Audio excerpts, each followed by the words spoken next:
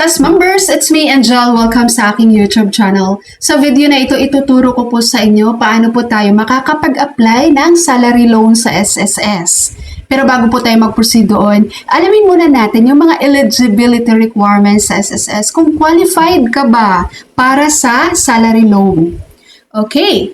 So first po, para sa 1-month loan, dapat meron tayong 36 months na contributions.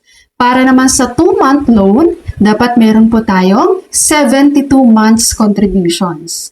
Yung iba nang nasasabi po dito na kailangan daw mag-loan sa SSS para lumaki yung loan mo, hindi po totoo yun. Okay? And then dapat po, yung 6 months na contribution mo, pasok po siya. Within 12 months dapat yan. Doon, bago ka mag-apply ng iyong salary loan sa SSS. Then, must have at least 6 posted monthly contributions under your current coverage or membership type. Halimbawa, dati kayong employed and then voluntary na kayo ngayon. So, dapat meron ka pong 6 posted contributions, 6 months posted contributions bilang isang voluntary member. And then, dapat nasa legal age tayo, 18 years old to 64 years old. Dapat hindi ka pa po nakapag-claim ng final benefit. So, ibig sabihin po, yung mga retiree pensioners natin, hindi po eligible sa salary loan. Ang salary loan ay para lang po ito sa mga active member ni SSS na continue pa pong naguhulog. And dapat po, ang employer of the employed member ay updated sa kanilang payment ng contributions and loan remittances. Dapat wala ka rin past due kapag meron ka pong existing na loan sa SSS. At dapat hindi ka rin na-disqualified due to fraud. Dapat din updated ang iyong contact information. And of course, ang pinaka-importante din, dapat meron ka pong approved na active disbursement account sa SSS. Pagdating po sa loans, ang GCash or Maya, hindi po siya pasok doon sa loans, guys. Pwede siya sa benefit lang. Pero pagdating po sa mga loans, hindi po pwede si GCash and Maya. Tsaka si Emwailer. Tama ba? Emwailer, ganun. Nabubulol na ako. Okay. So, sa interest rate naman po, kapag initial, ibig sabihin ng initial, first time mong mag-loan sa SSS, or kaya naman, loan renewal ka at wala kang na-avail na penalty condonation for the past 5 years. So, ang interest rate mo lang dito ay 8% per annum per year. Okay? Kapag naman, sa loan renewal, pero meron ka pong na-avail na penalty condonation within the past 5 years, ang interest rate mo naman ay 10% per annum. Itong salary loan po natin ay 2 years to pay pa rin naman siya. And then, pagdating po sa renewal ng salary loan, guys, ito yung maganda ngayon dahil after 6 months ng payment mo, pwede ka na pong makapag-renew ng loan mo sa SSS. Dati kasi dapat naka 50% ka na doon sa principal amount mo sa balance. Kaya usually after a year pa, after 1 year. Pero ngayon po, just after 6 months, pwede ka na makapag-renew ng iyong salary loan. Basta lang, yung existing loan mo dapat, walang past due. Hindi yan past due, guys. Dapat updated yung payment mo dyan. Wala ka dapat late na payment.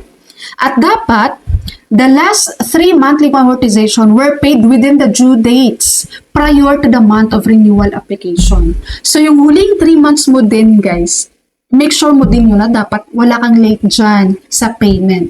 Dahil kapag may late ka na dyan, hindi ka na qualified sa pag-renew ng iyong salary loan after 6 months. Okay, so yun po ang mga important details na dapat yung malaman tungkol sa salary loan kay SSS. Ngayon naman, proceed na tayo sa step-by-step process kung paano tayo mag-apply ng salary loan.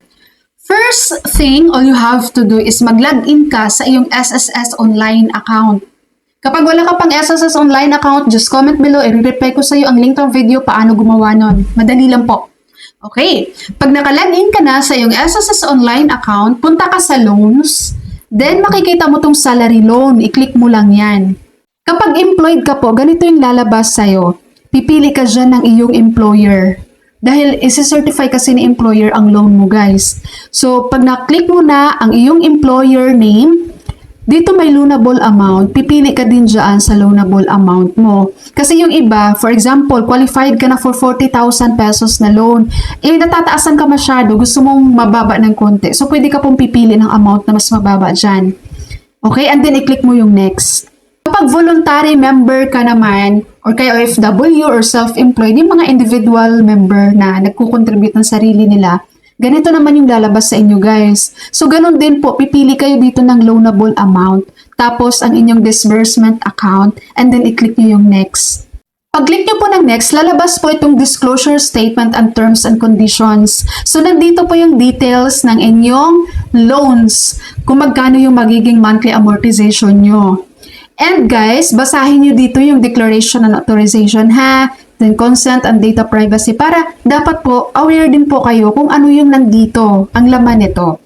Halimbawa na lang po sa ating mga employed member, nakalagay po dito, I hereby authorize my current employer as well as any future employer to deduct my salary from the SSS required SSS monthly loan amortization.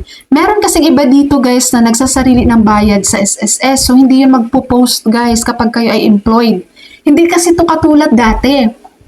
Na-try ko before, nag-loan ako sa SSS guys. Ako lang mismo sa sarili ko nagbayad ng aking loan.